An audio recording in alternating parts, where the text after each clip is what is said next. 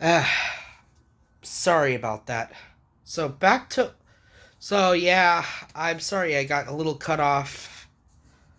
But yeah, Frollo is just a great villain throughout the film, as he has just set the tone by attempting to by attempting to drown a child, but then is stopped by the archdeacon, who tells them, Frollo, you can hide what you've done, but you cannot lie from the eyes of Notre Dame. And so Frollo is forced to take care of Quasimodo, not because of love, because of what would happen to his eternal soul if he doesn't. And he lies and manipulates Quasimodo into telling him that the world would not accept him because of it being cruel and wicked, and that he is his only friend. Pretty much lying to Quasimodo all his life, until Quasimodo would eventually meet Esmeralda, as Esmeralda would come into both of their lives. And Frollo soon begins lusting after her. And of course, he doubles down on trying to cover up his perfections and not give in to his sins.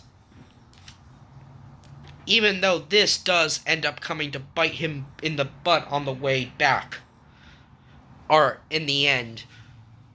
During the final showdown atop of Notre Dame, when Quasi has saved Esmeralda, it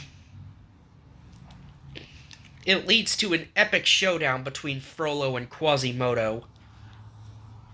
And Quasi reveals the truth, or Frollo reveals the truth that he killed his own, that he's the reason why Quasi's mother is dead.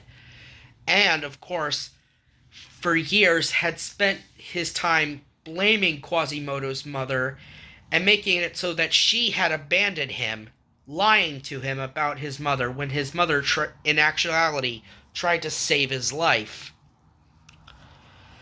And Frollo tried to do what he should have done 20 years ago. He spent 20 years manipulating this kid, this misshaped hunchback child, lying to him, and only saw Quasimodo of someone who could just be of use to him. Again, it is Tony Jay's perfect performance as Frollo that makes this villain so epic and so memorable. And Frollo gets the punishment of a lifetime when he is dragged down into hell, as he falls to his death into the fiery infernos below. Number 2, Scar from The Lion King. Where do I even begin with this guy? Scar is just a perfect villain from my childhood. He's definitely one of my childhood villains that I always remember coming back to the most. He's always got to be the one villain who's got the most quotable dialogue in all of Disney, but Scar isn't perfect. While he does end up getting what he wants by usurping the throne and masterminding the death of his own brother by starting a stampede, he fails to kill his nephew Simba after sending his slacker hyena henchmen to finish the job for him. Sure, he becomes a bit of a prima donna in the middle of the movie, but when we do see him, we see that cruelty still show through. And not to mention, it's his betrayal that kickstarts the events of the film when he attempts, or shall I say, when he murders Mufasa. It also leads to a drought that ends up wiping out the entirety of the Pride Land's food supply by having his hyena henchmen move into Pride Rock and into the Pride Lands.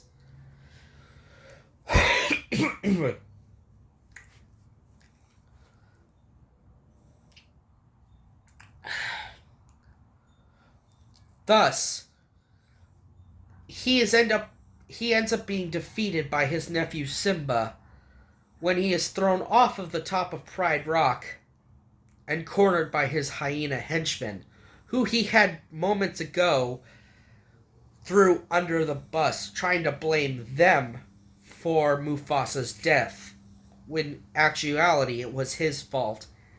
And he ends up being mauled to death by the hyenas, engulfed by the flames. But yeah, Scar, like I said, his performance by Jeremy Irons and Jim Cummings, who also does Scar's singing voice, was absolute tier when you watched the original Lion King from 1994. After all, he's the only animal villain on this list because he's truly the only animal villain I actually like. I mean, no offense to Shere Khan, of course. I mean, Shere Khan's great as well. But Scar is kind of on here because he does end up getting what he wants in the end. He does end up taking over the kingdom. And of course, Be Prepared was such a bop of a villain song. It led to Jeremy Irons blowing out his vocal cords and leading to Jim Cummings, who also did the voice of Ed, to finish the song for Jeremy Irons. And I also gotta give props to Jim Cummings for his excellent singing voice as well. Thank you, Jim, for finishing where Jeremy left off.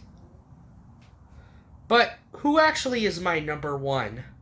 Well, before that, I'm gonna give a recap. Number 10, Rourke. Number 9, Dr. Facilier. Number 8, Shan Yu. Number 7, Jafar. Number 6, Yzma.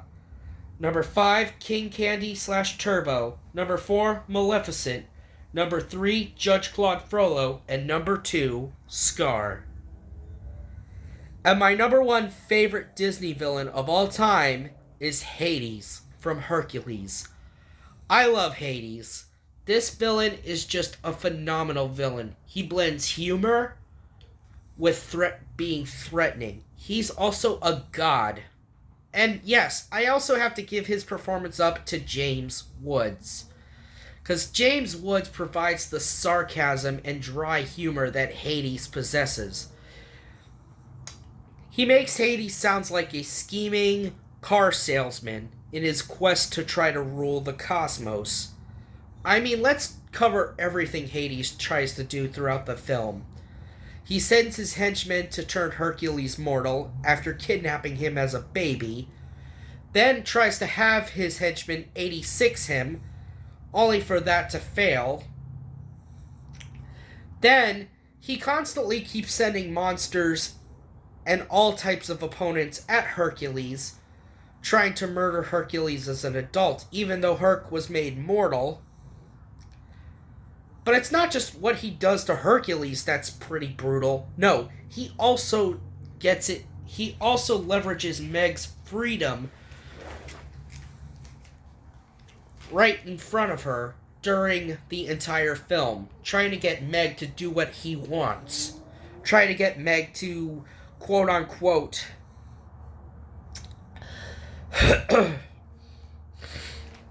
give him the key to bringing down Wonder Breath by constantly leveraging her freedom. And when he learns Herc has feelings for Meg, he tries to use that against Herc. And of course, it leads to Herc getting his strength taken away for 24 hours, as long as Meg doesn't get hurt. And of course, it leads to Hades eventually setting free the Titans, setting up the 18-year plan he had in motion to try to take over Olympus from Zeus and try to overthrow Zeus. And yes, he does briefly take over Olympus. He imprisons Zeus and the gods.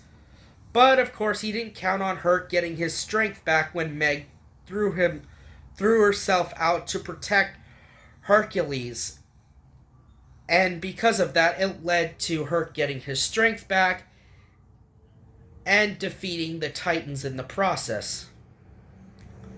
Of course, in one last act of cruelty, Hades had the Fates cut Meg's string of fate, leading to Meg's soul being taken to the River Styx, where Herc dived into the River Styx, and Hades tries to take Herc's soul, leading to him being trapped with Meg. But of course, it does not work when Herc climbs out, revealing that he himself had been a god, leading to Herc getting his godhood restored, and leading to Hades being imprisoned in the River Styx himself when Herc knocks him into the River Styx and being dragged down into the underworld's deepest toilet. Honestly, I love Hades. He's funny, and it's just a joy whenever when I have to listen to his slimy delivery by James Woods. I love listening to Hades when he tries to take over Olympus, and also when he gets angry. I love how he starts off so calm, and then when he gets irritated, he turns orange, being all fired up. Well, that happens when you have a flame for a head, or shall I say a flame on your head. But yeah, Hades is my ultimate favorite Disney villain. He's funny, and he's menacing at the same time whenever he throws those fireballs. But yeah, Hades is definitely going to be that one villain that will always be my all-time favorite. Whether it be in Kingdom Hearts, whether it be in his main movie, or whether his countless appearances outside of his film, like House of Mouse or his own TV show, Hercules the Animated Series, or just Hercules the Series. Either way thank you, James Woods, for giving us this brilliant performance and this great character. Anyway, this has been your Digital Super Saiyan 3, and I'm gonna say, I'm going to Disney World.